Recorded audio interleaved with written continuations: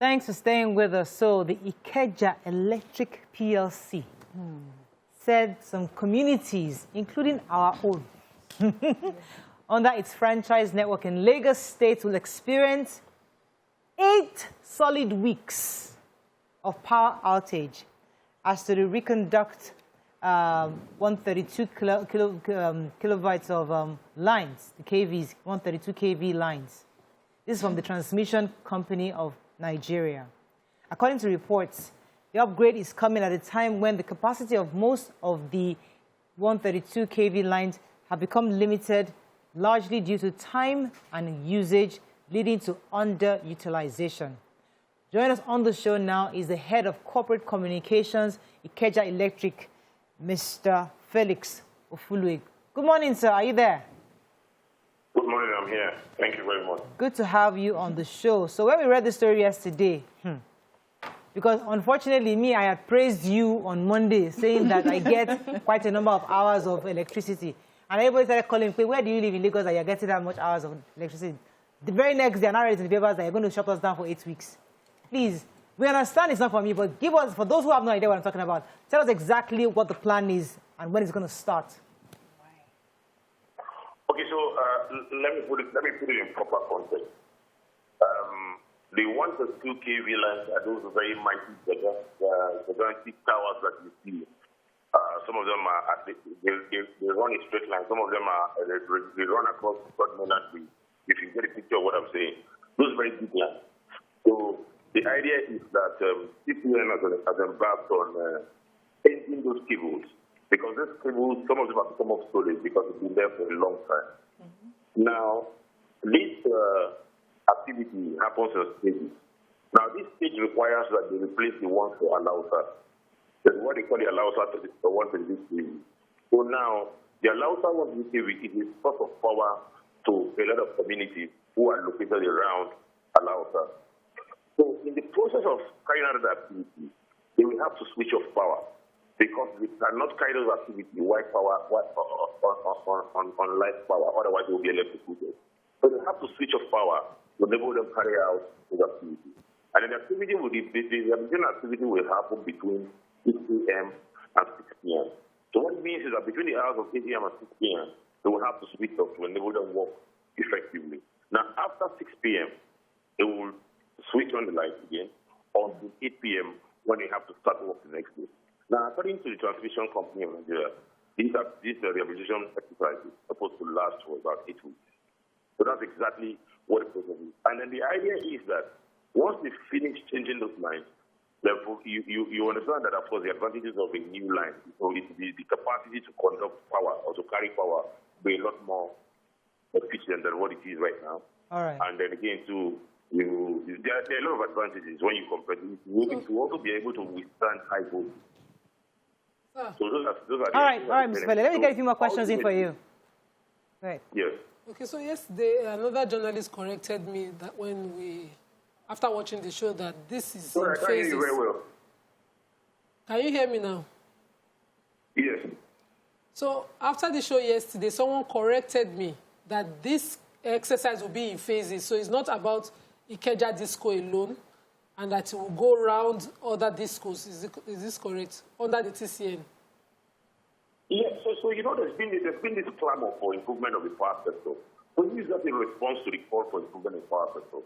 The idea is part of strengthening the network, and ultimately it's also part of improving power supply to customers. So these are rehabilitation that needs to take place. It's strengthening infrastructure and changing obsolete parts of the existing infrastructure. So that's what they're doing exactly.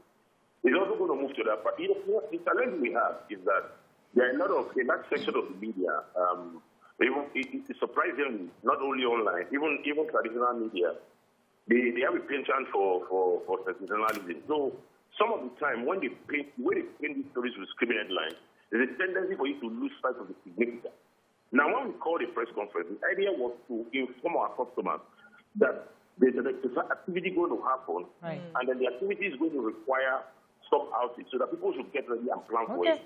But instead of going to town to tell people that this is the activity that is going to happen, a lot of people are screaming blackout, and we never make, there's no blackout anywhere. It is going to happen between 8 p.m. and 8 a.m. and 6 p.m. After 6 p.m., the electricity will be restored. Okay, all right. All right. Go ahead, Mara. So the very second questions Nigerians are asking is, residents are asking is, okay, it's not a blackout, but what happens to the electrical bill during this period? Hope you are not going to be charging them. The bills during okay. Yeah, so for prepaid customers, they don't have a problem. Even for postpaid customers. Now, what you need to understand is we have what we call trading points. So those trading points across our network, including your distribution transformer, that's where you get your power from, all of them are metered. So we know exactly how much electricity supply you have in those transformers because it is measured. So you will not be billed beyond what you use. So I don't think there's any need for panic at all. Residents will not be billed beyond what they use because we have meters that have captured the allocation of power that's coming to the transformer. Okay, so I like the fact that this was announced, because what we usually would get is the light just goes off, nobody says anything, and then we are wondering and we are clamoring and asking questions. But the fact that it was announced and you have given us a time frame, what's the guarantee that you will not elapse that time frame?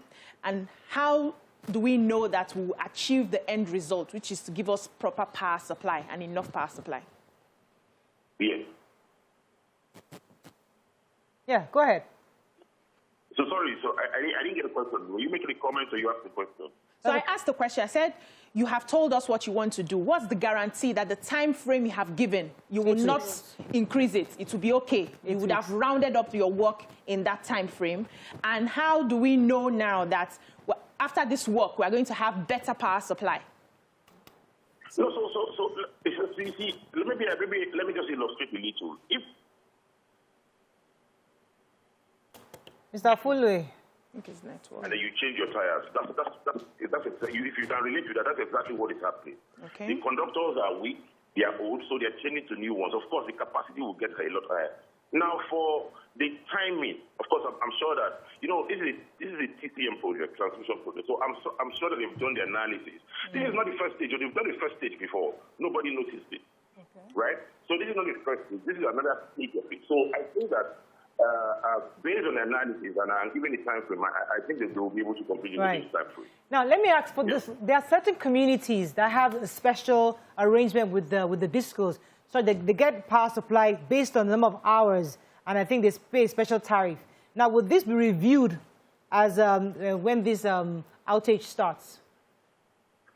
So there's an engagement. For those communities you're talking about, we also have special in-house teams that liaise with them, that also manage them. So I think there are meetings that are going on, and then at the moment I cannot tell you exactly what the agreement they have reached, but of course it will be favorable to both parties.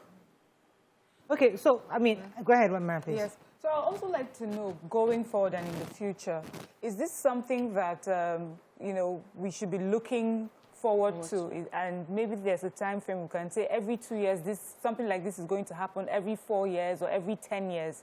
Is that something that's regular like that, or this is just a one-off? So what I can assure is that, of course, from time to time, there will be activities in that strengthening the network, right? Because it is ultimately the objective of the power of the electricity sector is to improve power supply. So it may not be as long as this, but what I can assure you is that whenever we have this kind of issues, if it's going to occur, we will inform our customers ahead. Now, we owe that's a responsibility we owe our customers. Even though this is not a disco project, but it's our responsibility to inform customers. So I think that, of course, because of the nature of our electricity infrastructure, from time to time, there will be interventions. And now, the extent of interventions, I may not be able to tell you the time frame, but we will let our customers know. All right, I'm going to go on a break. When we come back, there's a question I have to ask you. Stay with us, we'll be right back.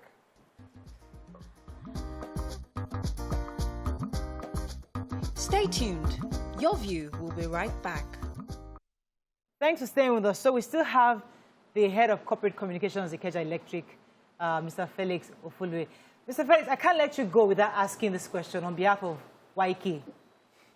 YK has complained about this commercial bill she gets. I mean, I don't know how it happens, where I think last year she was calling about 300-something thousand, and yesterday she said she got a bill of 900,000. She's like, yeah, how is she going to pay 900,000 naira bill. How does it work for commercial entities? How do they get billed, and how do you collate or itemize their own bills?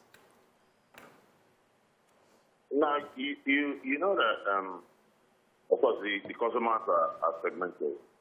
And then you now have 3 categories of bills. You have the residential, that's the non-MD, and then you have MD1, and then you have MD2. That is the categorization for bills. So the non-MD customers, what you mean by MD customers is maximum demand customers. Those are the commercial customers. The non-MD customers are categorized as residential customers, while the MD1 are the smaller industries and smaller companies, commercial companies, while the MD2 are the big ones, the mighty ones. Now realize too, with the new regimen with new tariff regimen, you actually billed according to the number of hours you get. So what now happens is for each of those categories, the tariff will differ based on your classification. But you actually, so a residential customer in a place where they get 20 hours and above will pay higher than some residential customer who lives in a place where they get, even the same way, even a commercial customer will also pay more than somebody who lives in a place where you get 12 hours. Now, in this case, you may actually be an error, and the error can be based on a lot of factors.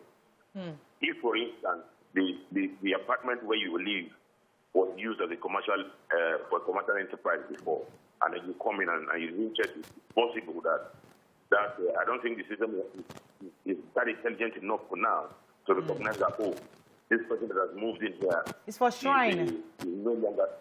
So the best way to address it is to you will need to send a mail for customer service. Okay, all right. Well, I guess we'll call you privately for that later. Let me take a few more other questions. So I wanted to ask, like Nigerians, they're asking if the price of power would increase after this upgrade.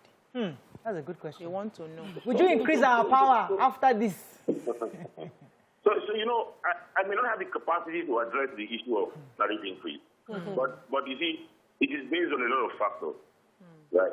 And then again, DISCOs don't arbitrarily increase the tariff. It must be approved. There must be an approval from the regulator to say, okay, you can go ahead. So there are indices that determine whether tariff will be increased. But I think the ultimate thing is for us to enjoy improved services. That is what all of us are. All right. So, Mr. Felix, how long does it take to resolve an issue of tariff or a mix-up in meters within Ikeja Disco? I have had some complaints, and they are still unresolved for this long. How long exactly? And what do you do with your offices? What you call them, the billing offices within regions that you have? How do you do? Yeah, they're not taking offices. Sir? Billing issues will take at least 1 billion cycle. Don't forget that for every bill you receive, the bill is an arrears.